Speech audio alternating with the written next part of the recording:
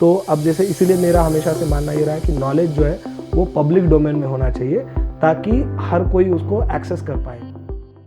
आप बहुत कम लोगों में से रहे हैं जो इतनी कठिन परिस्थिति के बावजूद यूके जैसे देश में जाकर पढ़ पाएँ। तो आपके जैसे जो छात्र हैं, जो आपके बैकग्राउंड से आते हैं, आप जैसे बैकग्राउंड से आते हैं, अगर उनको बाहर जाके जो बेसिक एजुकेशन भी अफ़ोर्ड नहीं कर सकते, उन्हें तो यूके, यूएस में जाके खुद की स्टडीज़ फंड करना तो बहुत डिफ़िकल्ट है। तो वो क्या कर सकते हैं? बहुत सारी अपॉर्चुनिटीज़ है, अगर हम बोलेंगे तो अब मसला वही हो जाता है ना हमारा कि इन्फॉर्मेशन का गैप है ना, हमारे पास वो इन्फॉर्मेशन नहीं है। तो मैं ऐसे मतलब लकी समझूंगा कि मतलब राजू दा मेरे पहले से, राजू केंद्रे मेरे पहले से वहाँ पढ़ने के लिए गए थे। उन्होंने मुझे बताया, बोला, मोटिवेट किया। उन्होंने बोला नहीं तुम कर सकते हो, तुमको जाना चाहिए, ये सब चीज़ें। तो मतलब मैं तो कई बार बोलता हूँ कि ये उनका शायद मेरे ऊपर बिलीफ था कि मैं जा सकता हूँ। तो मैंने कोशिश किया। तो एक तो ये है कि मुझे ना पैसा देके पढ़ाई करने में मतलब मैं बिलीव ही नहीं करता कि पैसा देके पढ़ना ही नहीं चाहिए। तो मेरा फ्री फंड का मसला होता है। तो स्कॉलरशिप्स है, बहुत सारी स्कॉलरशिप्स है।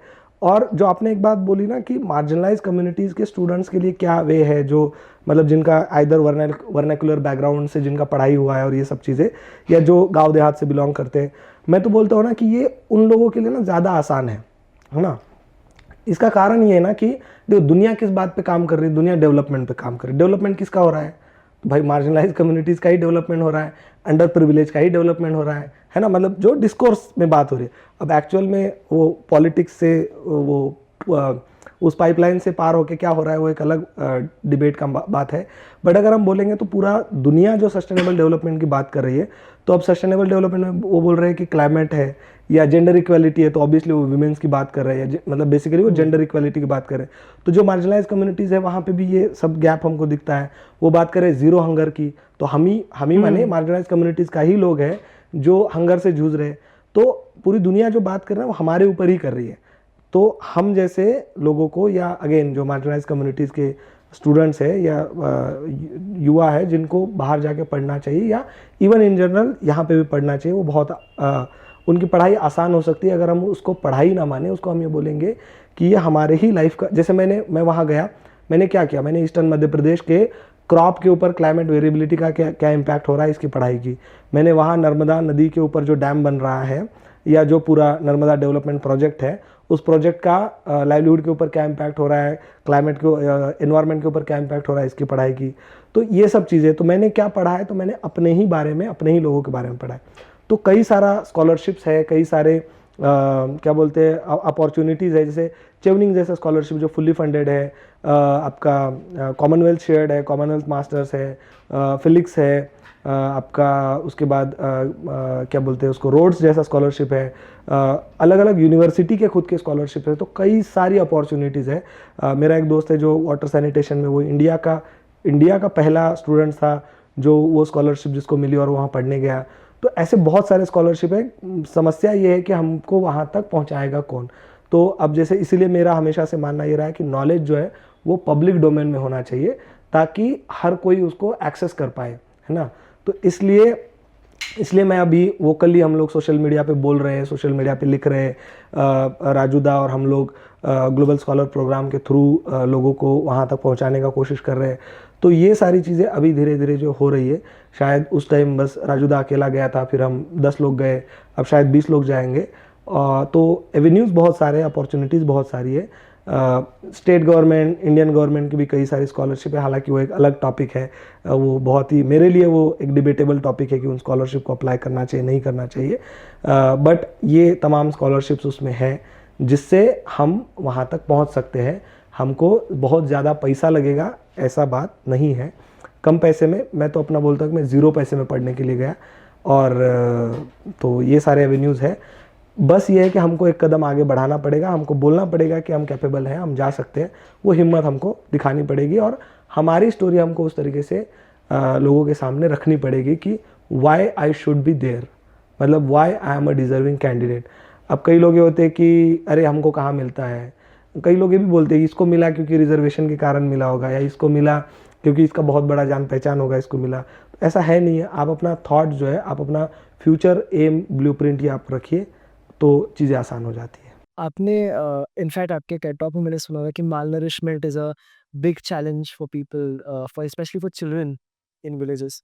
तो आपने इस इशू को कैसे टैकल किया और उनको एजुकेट करना, जैसे आपने कहा कि उनकी मानसिकता से भी लड़ना पड़ता है, तो कैसे आपने उनके डाइट में, जैसे आपने लीफी वेजिटेबल्स आपने इंट्रोड्यूस करे, तो वो सारा कैसा था? एक तो था माइंडसेट चेंज करना है और दूसरा इम्प्लीमेंट कैसे किया आपने मालनरिशमेंट को लेकर? अब जैसे मतलब अगेन प्रदान जो है उसमें जब आप काम करते हैं तो आपका एक मतलब आपको वो ट्रेनिंग उस तरीके से देते हैं और ये सब चीज़ें। तो एक न्यूट्रिशन के ऊपर ऑलरेडी हमारा कुछ प्रोजेक्ट्स वगैरह ऑर्गेनाइजेशन के चल रहे थे। तो मेरे गांव में हमने क्या किया था, पहले हमने वो किया था, बीएमआई किया था, बॉडी मास इंडेक्स निकाला। अब आपको यकीन नहीं होगा, लगभग हमने 300 प्लस लोगों का बीएमआई किया। उसमें से 4 से 5 लोग आइडियल कंडीशन में थे, बाकी सारे लोग जो थे 4 से 5 लोग आइडियल आइडियल कंडीशन में थे, बाकी सारे लोग जो थे वो क्या बोलते हैं उसको, मतलब हाँ अंडर नरिश थे वो। ये सब सिचुएशन था। फिर अगेन जब मैंने डिस्कस किया लोगों के साथ, लोगों का आया कि भाई मतलब फिर उसका आया कि भाई सब्जी खाओ, है ना, ग्रीन आपका थाली जो है वो 3 रंग का होना चाहिए, जिसमें दाल हो, चावल हो और सब्जी हो।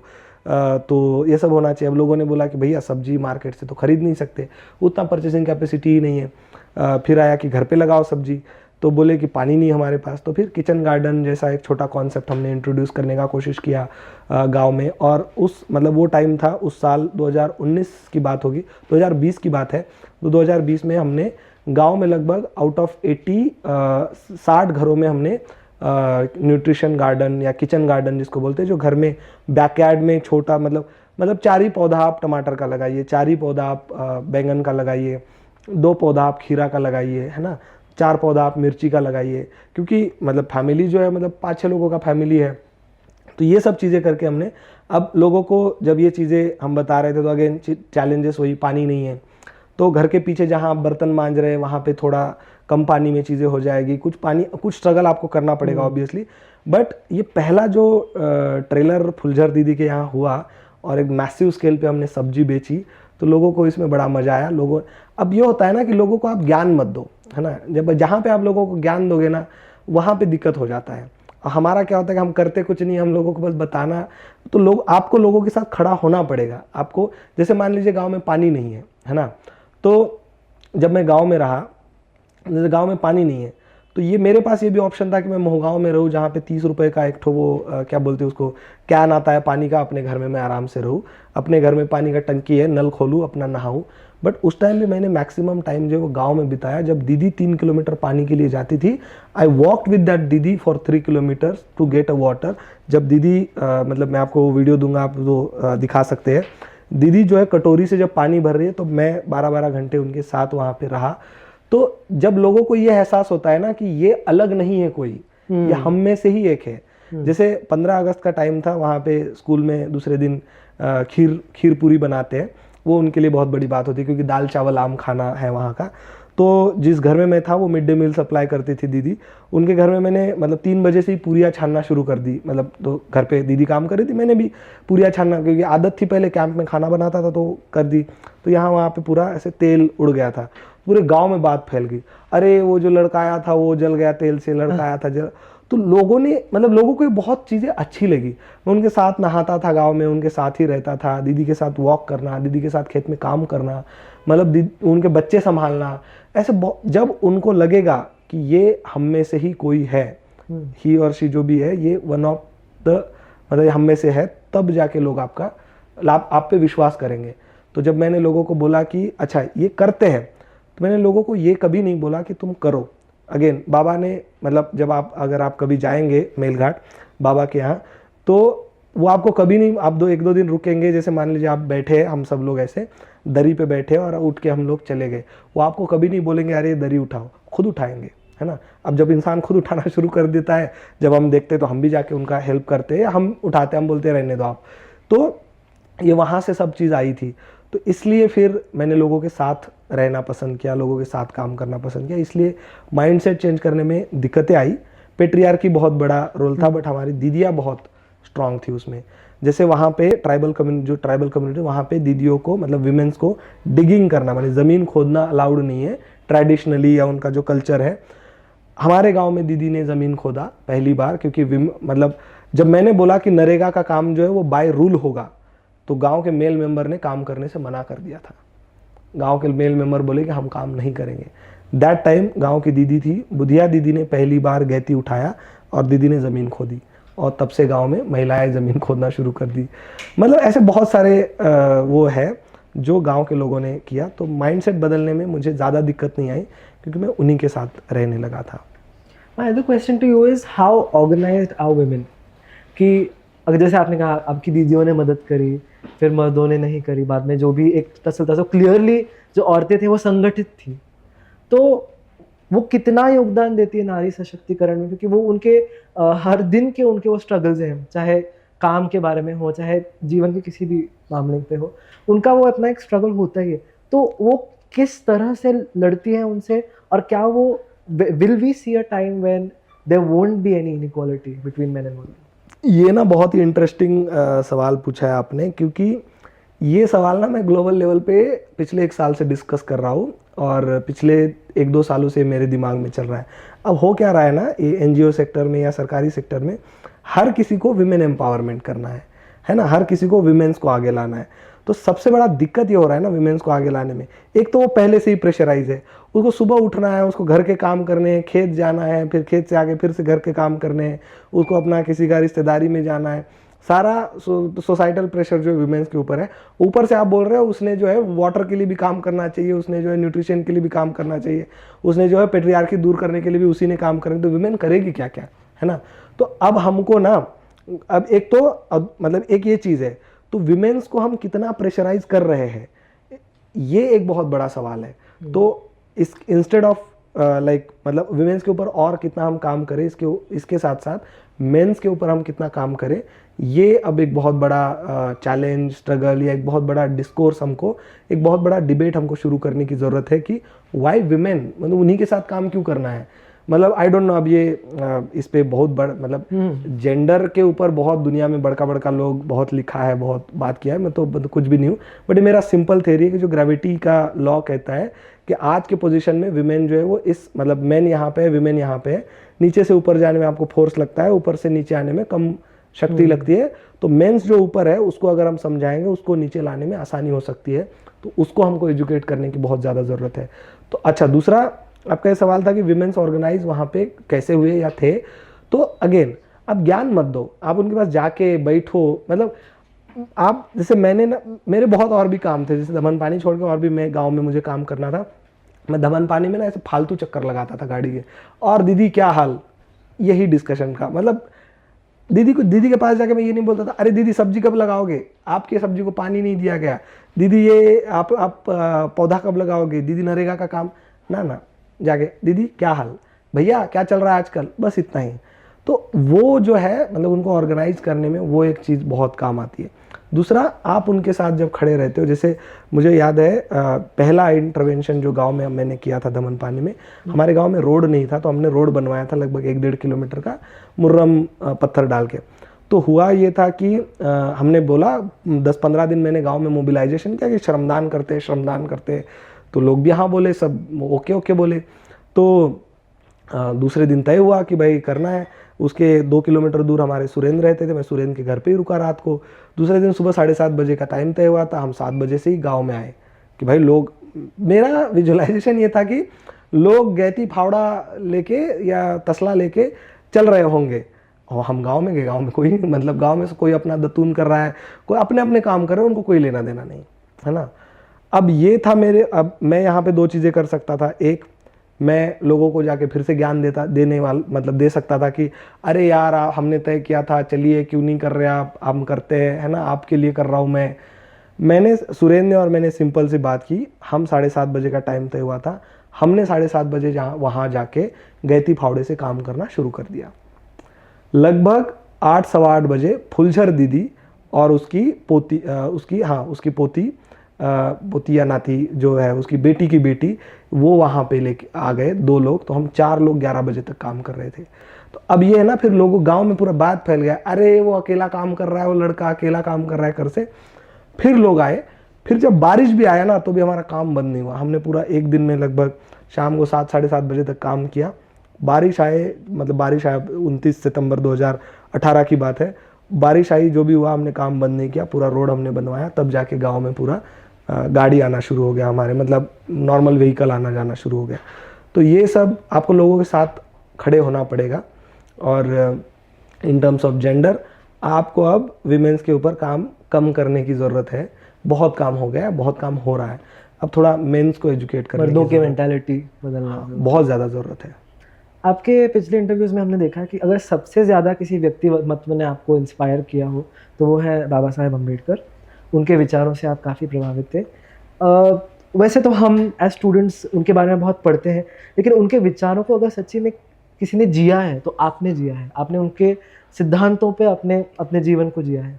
तो कहाँ से आपका ये सम्मान, ऑफ कोर्स बुक्स तो होते ही हैं, लेकिन एक पर्सनल लेवल पे कनेक्ट आपको बाबा साहब अम्बेडकर के साथ क्यों हुआ और कैसे हुआ? एक तो जैसे मतलब गांव में हम लोग भीम जयंती सेलिब्रेट करते थे, गांव में उस टाइम इकलौता स्टैचू था बाबा साहब का। और दूसरा एक तो अंबेडकर जो है वो हमें दो चीज़ों से मतलब मिलते हैं, एक तो आपको लीगेसी से मिलते हैं, और दूसरा अब उसमें ना बहुत बड़ा एक वो है, एक आपको मिलते हैं, एक मिलते हैं आपको बाबा साहेब, है ना, और एक मिलते हैं, मेरे लाइफ में दो शख्सियत हमेशा रही है। एक मुझे मिले बाबा साहेब जो लीगेसी से मुझे मिले, डॉक्टर बाबा साहेब, है ना, जो मेरे मम्मी पापा ने बताया, गांव के लोग उनके बारे में पढ़ा, उन लोग उनके बारे में लेक्चर देते थे, वो सब सुना। दूसरे मुझे मिले डॉक्टर अंबेडकर जो मुझे किताबों से मिले, और मैं हमेशा इन दोनों में कॉन्फ्लिक्टिंग रहा मेरा कि मैं बाबा साहब को मानूं या डॉक्टर अंबेडकर को मानूं। बड़ा मेरा इंटरेस्टिंग टसल अभी भी चलता रहता है, क्योंकि हमारे यहाँ ना बाबा साहब को एक सोशल फिगर के नाम पे एक कम्युनिटी ने ओन किया है, और वो कम्युनिटी उनको छोड़ती नहीं है, या वो उस कम्युनिटी के ही है। दूसरा उनके कुछ काम को ही वो याद किया जाता है। जैसे बाबा साहब ने संविधान लिखा, बाबा साहब ने महाड़ का चौदार डैम का वो सत्याग्रह किया, बाबा साहब ने कालाराम मंदिर का सत्याग्रह किया, बट बाबा साहब ने दामोदर हीराकुंड जैसा जो बड़ा बड़ा प्रोजेक्ट है उसमें भी कंट्रीब्यूशन किया। बाबा साहब ने हिंदू कोड बिल लाया, बाबा साहब लॉ मिनिस्टर थे पहले। तो बाबा साहब ने साइंस के ऊपर काफ़ी कुछ चीज़ें लिखी है, बाबा साहब ने स्पिरिचुअलिटी के ऊपर काफ़ी कुछ चीज़ें लिखी है, बोली है। तो बाबा साहब ने एंथ्रोपोलॉजी पढ़ा है। तो ये सब जो है ना, ये इनको मैं डॉक्टर अंबेडकर की कैटेगरी में हमेशा डालता हूँ।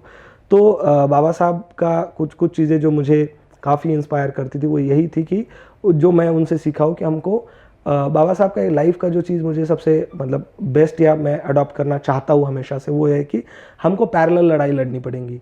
हम एक लड़ाई लड़ के सोसाइटल चेंज, जो डिज़ायर चेंज जिसे हम बोलते हैं, वो नहीं ला पाएंगे।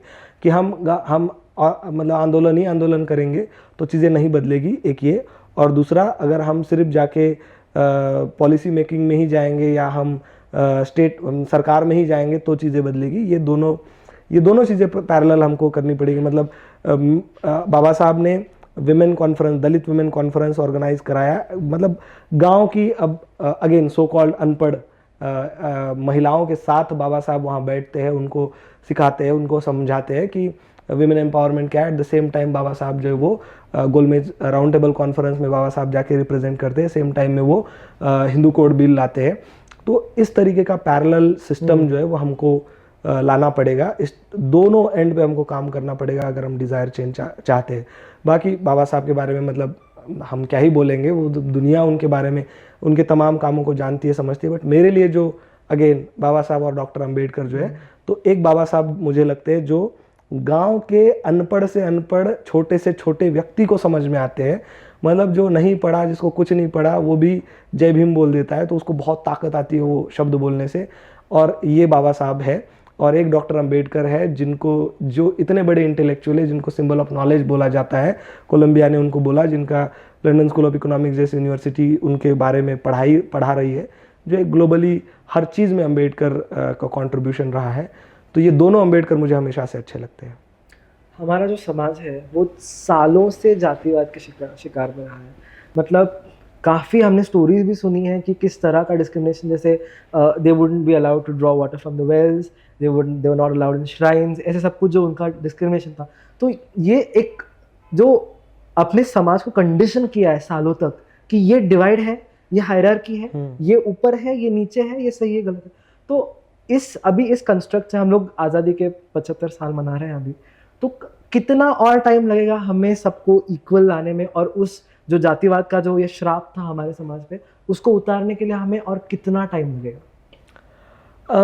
ये बड़ा ही मतलब ऐसा सवाल है जिसका कोई जवाब नहीं है पहले तो। अब लोग जवाब देने का कोशिश करते हैं, मैं भी कोशिश ही कर रहा हूँ जवाब देने की कि कितना टाइम लगेगा। इस पे बहुत मतलब डिबेट हो सकता है, इस पे बहुत क्रिटिक हो सकता है ये कि ये मैं ऐसे कैसे बोल रहा हूँ। बट मेरा ये अंडरस्टैंडिंग है कि होल इक्वालिटी, जैसे सोशल, पॉलिटिकल, इकोनॉमिकल, कल्चरल, ये जो हम जितना भी बात कर रहे हैं, ये इक्वालिटी नहीं आ सकती है।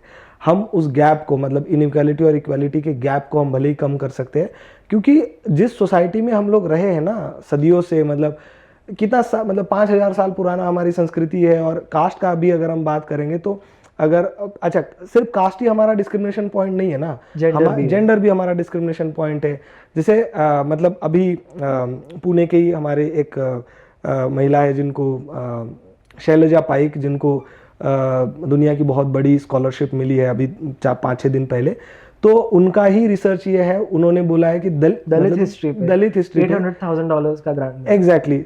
तो उनका पूरा टॉपिक ही यही है कि भाई मतलब आप कोई मार्जिनलाइज कम्युनिटीज का लोग है, उसमें विमेन और मार्जिनलाइज है ना। तो ऐसा नहीं है कि आप लो कास्ट से आते हैं, इसका मतलब उसमें मेल और फीमेल तो अलग हो गया ना, तो विमेन का एक अलग कास्ट बन जा रहा है वहाँ पे, है ना। यही आप इकोनॉमिकल का बात करो तो दुनिया के टॉप 10 बिलियनियर्स में हमारे देश के लोग आ रहे हैं, दुनिया के टॉप 3 या एशिया के टॉप 3 बिलियनियर्स में हमारे लोग आ रहे हैं। और जबकि हमारा हंगर इंडेक्स में भी हम लोग बहुत ऊंचाइयां हासिल कर रहे हैं, हम दोनों जगह है। तो ये गैप कम करने के लिए आप जैसे लोग, हम जैसे लोग, या क्या बोलते हैं, affirmative actions through the constitution, through policies, ये हम ज़रूर ला सकते हैं। हम इसको तो ये गैप जो हम ये कम कर सकते हैं।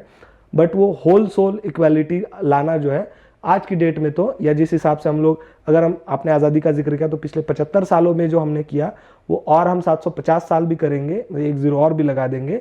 तो जिस पर्सपेक्टिव से हमने पिछले 75 साल चीज़ें की, सेम पर्सपेक्टिव से अगर हम 750 साल भी आगे करेंगे तो इक्वल आना तो मुश्किल लग रहा है मुझे। उसका गैप भले ही हम जो है वो कम कर सकते हैं, क्योंकि हमारे क्या बोलते हैं, डिस्क्रिमिनेशन के पॉइंट्स जो है वो बहुत अलग अलग है। मतलब कास्ट हमारा डिस्क्रिमिनेशन है, क्लास अब नया डिस्क्रिमिनेशन आ गया है, अर्बन रूरल का डिस्क्रिमिनेशन है, ट्राइबल तो एक अलग ही मसला है, उनको कोई जानने पहचानने वाला है नहीं है। फिर जेंडर हमारा डिस्क्रिमिनेशन है, फिर हमारा रेस इवन हमारा डिस्क्रिमिनेशन है। मतलब हमारा इवन इंडिया में हमारा, जैसे हम ब्लैक मूवमेंट तो हम बोलते हैं यूरोप में शुरू हुआ, हमारे यहाँ भी वो चीज़ भले ही जब मैंने जो रियलाइज़ किया, जब हम वहाँ जाते तो सभी इंडियन ब्लैक ही होते हैं, बट हमारे यहाँ वो चीज़ नहीं है।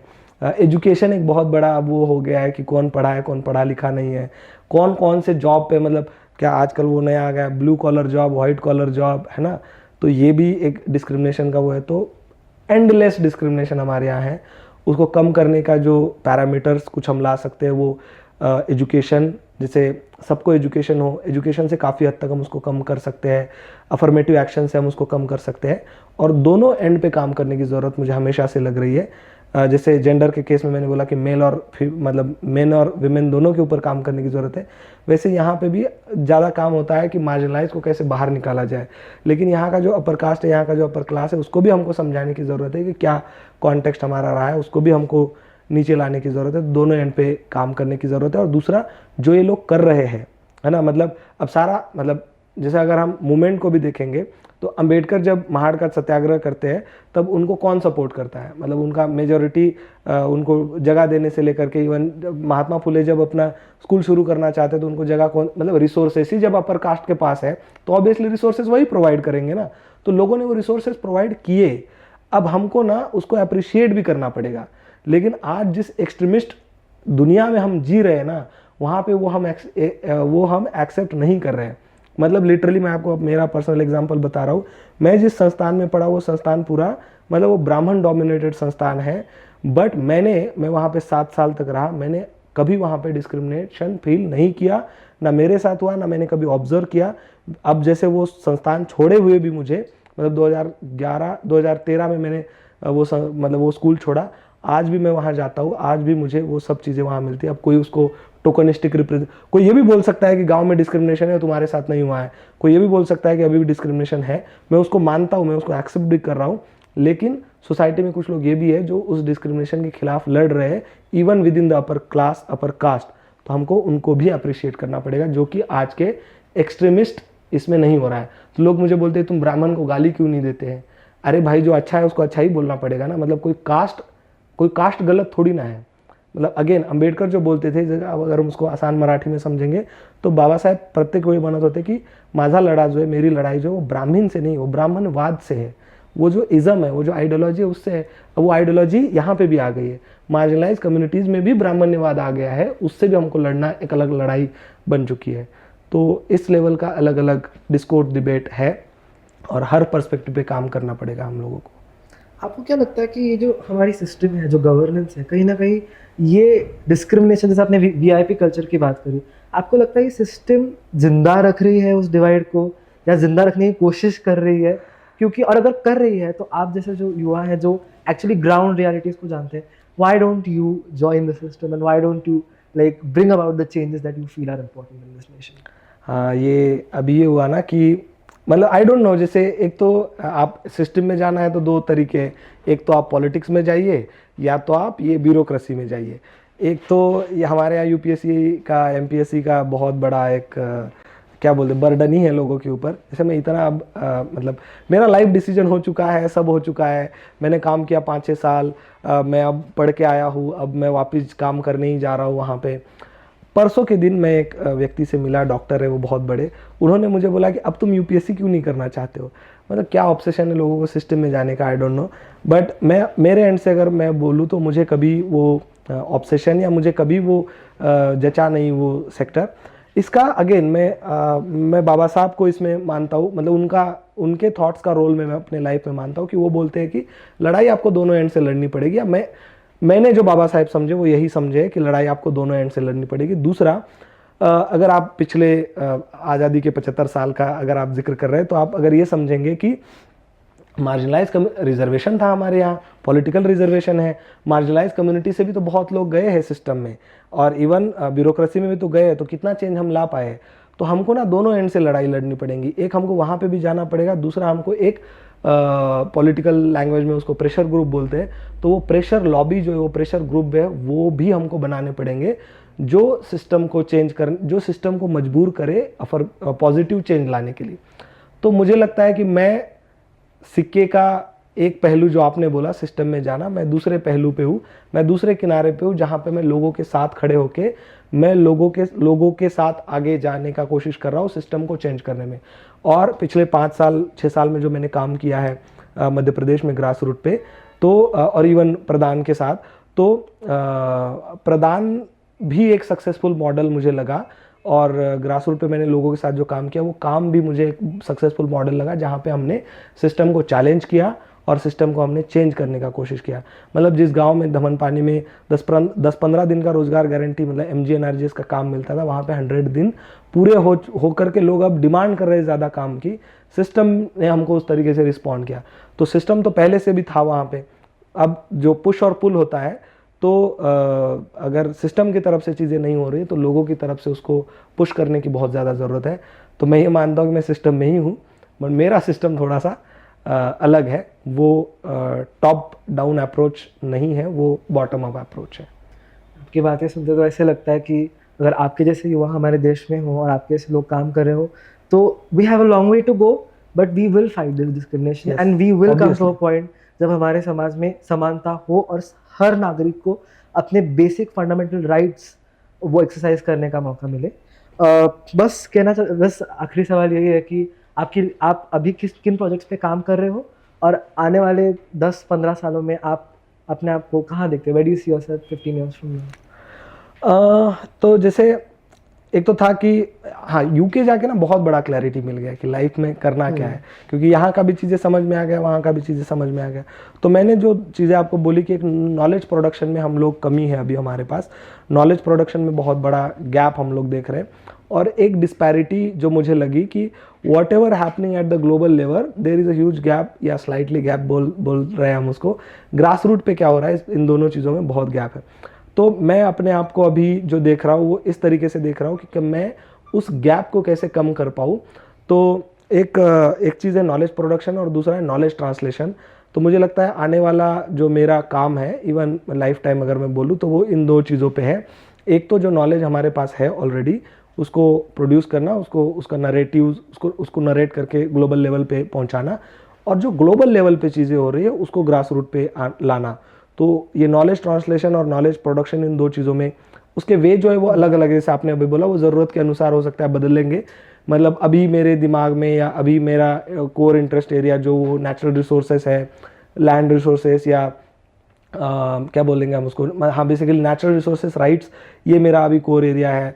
उसमें विमेन एम्पावरमेंट्स का भी पार्ट है, उसमें यूथ एम्पावरमेंट्स का भी पार्ट है, उसमें ब्यूरोक्रेटिक चेंजेस का भी पार्ट है, सिस्टम चेंज का भी पार्ट है, उसमें लोकल सेल्फ गवर्नेंस का भी पार्ट है। तो ये तमाम उसके हिस्से हैं जो मतलब बिट्स एंड पीस में रहेंगे, बट लार्जली जो काम रहेगा वो अगेन ग्रास रूट पे ही, और कैसे हम नॉलेज ट्रांसलेशन या नॉलेज प्रोडक्शन करेंगे।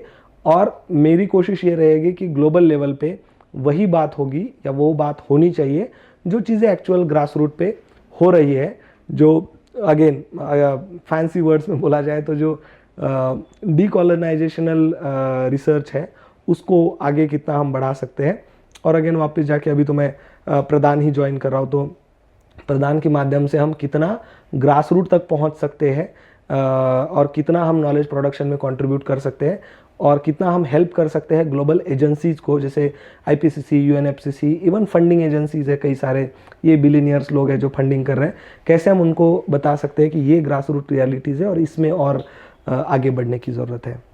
हम आपके इंटरव्यू को बहुत सारे लोग देखते हैं, आपको बहुत फॉलो करते हैं, मेरे जैसे लोग स्पेशली, जो the future of this country. तो आप हम जैसे स्टूडेंट्स को क्या कहना चाहेंगे कि हमारे देश के प्रति हमारा क्या कर्तव्य होना चाहिए? अब ऐसे मैं तो इतना बड़ा हूँ नहीं कि मैं बता दूँ, ये मैं मतलब गाइड करूँ किसी को, मतलब हम उम्र ही है। आपका जो तजुर्बा रहा है उसमें से। तो मतलब मेरा जो एक्सपीरियंस से मैं अगर बोलूँगा तो एक ही है कि आपके लाइफ में आपको करना क्या है, उसकी अगर क्लैरिटी मिल जाती है ना, तो चीज़ें बहुत आसान हो जाती है। फिर ये डिलेमा नहीं रहता कि मुझे सोसाइटी के लिए कुछ करना है, मुझे देश के प्रति कुछ करना है, राष्ट्रभक्ति और ये सब चीज़ें, ये डिलेमा ख़त्म हो जाती है। मतलब राष्ट्रभक्ति अल्टीमेटली क्या है ना? आप अपना काम ईमानदारी से कीजिए ना भाई। मतलब देश का कॉन्स्टिट्यूशन आपको क्या करने के लिए, जो मतलब आपके जो राइट्स है और उसके साथ आपके जो कर्तव्य है, आप उसका पालन कर रहे हैं, उससे ज़्यादा आपका क्या आप राष्ट्र प्रेम निभाओगे? मतलब मैं क्लियरली बोलता, लोग मुझे बोलते हैं आप सोशल वर्क करते हो या आप बहुत कुछ मतलब गांव देहात में जाके काम कर रहे हो, ये सब चीज़ें।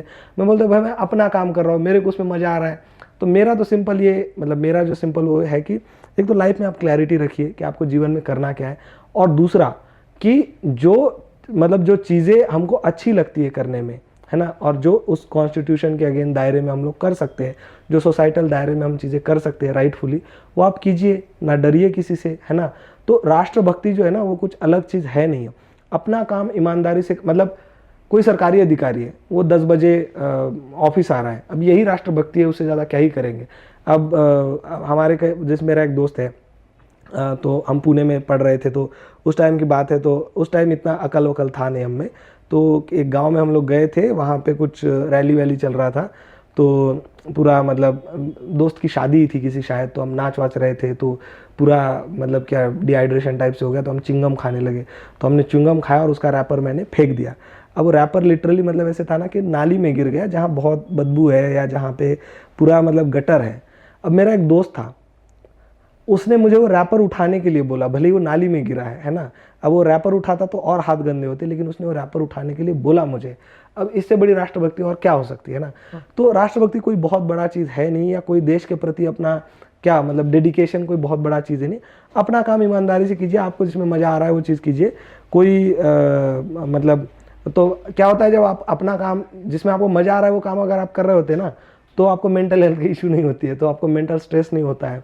और हमारी लाइफ ना बहुत मटेरियलिस्टिक हो चुकी है, बहुत ही ज़्यादा मटेरियलिस्टिक हो चुकी है कि इसी में रहना है। गाड़ी चाहिए तो ऑल्टो नहीं होगा, आल्टो नहीं चाहिए भाई, फॉर्च्यूनर ही चाहिए या BMW चाहिए, है ना। हम AC भी लगाएंगे तो हल्का हल्का नहीं लगाएंगे, ब्लू स्टार का ही लगाएंगे, है ना। कपड़ा भी पहनेंगे तो मतलब कोई ऐसा लोकल कपड़ा नहीं पहनेंगे, हमको कॉटन किंग का ही शर्ट चाहिए या कोई क्या बोल खादी वाला ही चाहिए। तो ये जो हम मटेरियलिस्टिक चीज़ों में उलझे हुए हैं ना, ये बड़ा दिक्कत कर रहा है आज की, मतलब हमारी आपकी जनरेशन को ये एक चीज़ बहुत बड़ी दिक्कत कर रही है। तो ये सब चीज़ों से थोड़ा दूर रहिए, सिंपलिस्टिक लाइफ में भी जिया जा सकता है। ये दो तीन चीज़ें हैं जो मैं कर रहा हूँ, कोशिश कर रहा हूँ इन सब चीज़ों की। अगेन जिसका इंस्पिरेशन मेरे माँ पिताजी है, अम्मा बाबा डॉक्टर रवि कोले, स्मिता कोले है, और मेरी पार्टनर है जो इन सब चीज़ों में मुझे सपोर्ट करती है। हम दोनों वो चीज़ें प्रैक्टिस करने का कोशिश कर रहे हैं। तो हमने भी कुछ बहुत बड़ा कुछ अचीव किया ऐसा नहीं है, हम लोग भी प्रैक्टिस कर रहे हैं। तो मतलब मैं तो ये बोलूँगा कि चलो सब मिलके प्रैक्टिस ही करते हैं। मतलब क्या बोलते हैं इसको, बहुत अच्छा लगा मुझे यार कि मतलब ले लीजिए रिस्क, विन हो जाएंगे तो क्या बोलते हैं उसका, आप कुछ करेंगे, कुछ दिखा, एग्जाम्पल सेट करेंगे, नहीं होंगे तो आप गाइड कर पाएंगे दूसरे लोग। तो बस यही चल रहा है। मन तो ऐसा कर रहा है कि आपसे और भी बहुत सारी बातें करूं, लेकिन समय का बंधन है। आपने हमें टाइम दिया, हमसे बात की। Thank you so much, and I hope that our viewers have taken note of what all he has said. और हमें ज़रूरत है वैभव सर जैसे लोगों की, अरे सर, तो वो हमारा मार्गदर्शन करें। So thank you so much for watching this, and do subscribe to Seed Bharat. Thank you so much. Thank you.